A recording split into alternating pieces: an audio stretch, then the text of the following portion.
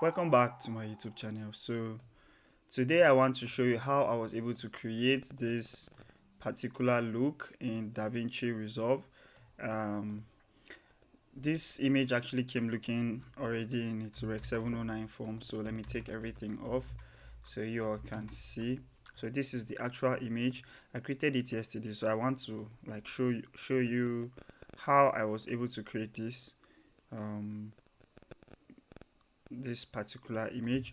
So first I did my conversion. I converted the image and put it in the DaVinci White Gamut color space, and then here I also did the conversion back to Rec 709. You can see it. So back to the node clip node. This is the clip node where I'm working on, because I actually put this inside of a group because I'm also working with other images.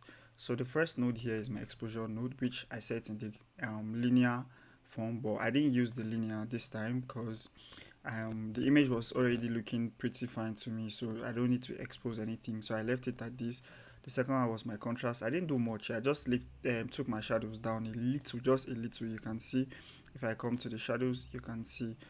So the next one here is my curves. I also created a soft roll off on the highlights. Clicked, I had my center points um, with my middle gray sheet selected. Then I brought the highlights down. So if I put this on, this is what we have. Let me keep opening this to this point. So the next thing I did here is the white balance, but I didn't work on the white balance because the image was sitting pretty fine already for me. If I come to my vetroscope, you can see everything skin tone is sitting pretty fine. Then I added saturation using the HSV format type of saturation, which is this, and then I increased my gain.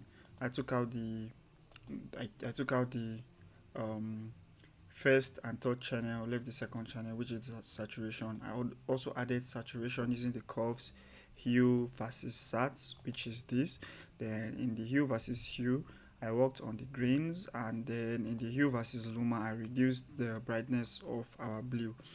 Also here, I reduced the brightness of our green, and then I reduced saturation of some certain colors, like this particular one. I reduced the saturation of the um, swimming pool. Then the next one here is my skin tone, which if I put it on, you can see the difference. This is before, this is after. How I was able to achieve this, I came to the window, selected circle, selected her forehead, and used the highlights, and then I came to the curves, hue versus saturation, clicked and dropped the saturation. Then I came to hue versus hue, and I pushed it to the level that I got the, you can see the skin tone. So yeah, that's how I was able to do it. And then if I take the circle off completely and back to the normal form, you can see our skin is looking fine. Here I used a window on her face because I wanted her face to be bright and popped. So with this I increased my gamma, and then I added contrast on her face. The next one here is this window I created, so people can see that the light is coming from this direction instead of here. I would have created probably a big circle vignette, but I think this is better. So if I put this on, you see the difference. You can see that the sides are kind of dark, so I used the curves to do this.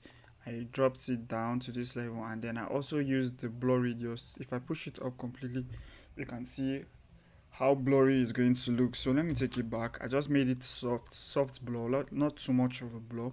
And then water can also be reflective, and also the balloons around her. So the last thing I did here was in our window still, I selected the gradient, and I reduced the brightness so that this down part can also have a little dark feel. So everything I'm doing here is I'm reshaping the image completely.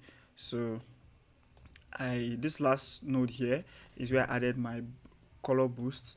I can, if you want to work with this you can. If you don't want to, it's still fine. The image is already popped like this, but let me try and leave this on. Let's move to the post clip here. Here I added the sharpness, still use the blur radio. I just took it down to 0.47. The next one here is my glow effect. Let me open the effect panel. I added the glow, took it to soft light, reduced the shine threshold, and I replayed with the spread, reduced the saturation, increased the gamma. The next one here is my contrast pop. So if I put this on, you can see our image is now popped out. It's looking popped out.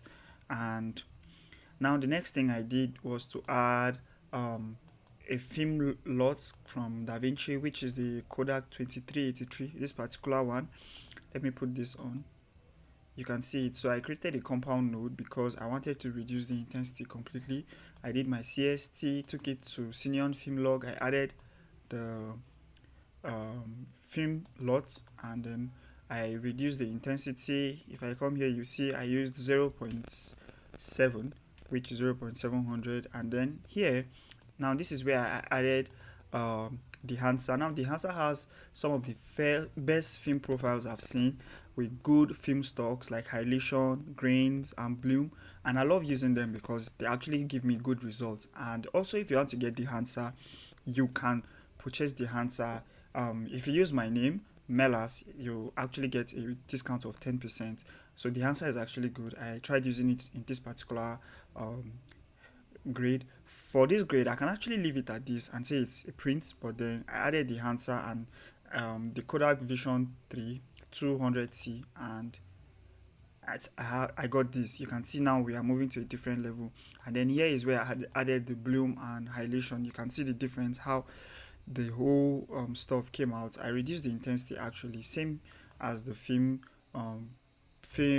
profile here. I reduced the intensity to like 55. Yes, this is it. And also the intensity of the bloom and the highlightation. And the next here is where I added my grains. So let me put this on the bigger screen. You can see the grains. Let me take it off, and yes, it's off. And now I'll bring it back.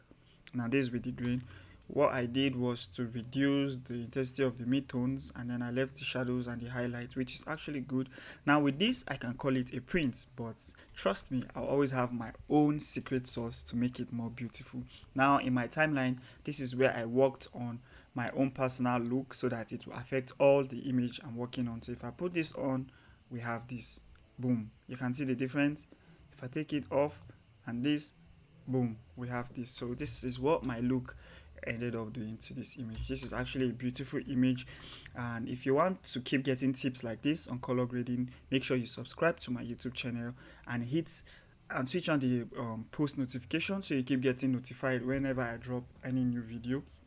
For now, I don't have any topic I really want to talk about, but until then, I'll keep showing you guys my process on color grading. If I get a very good topic to talk about, I will. And if you also have a topic that is giving you hard time or hard to understand, just drop it in the comment section. I will take a look at it and create a video about it so that I'll explain it better. Thank you all, and thank you for coming back to my YouTube channel, and I hope to see you in my next class. Thank you very much. Bye.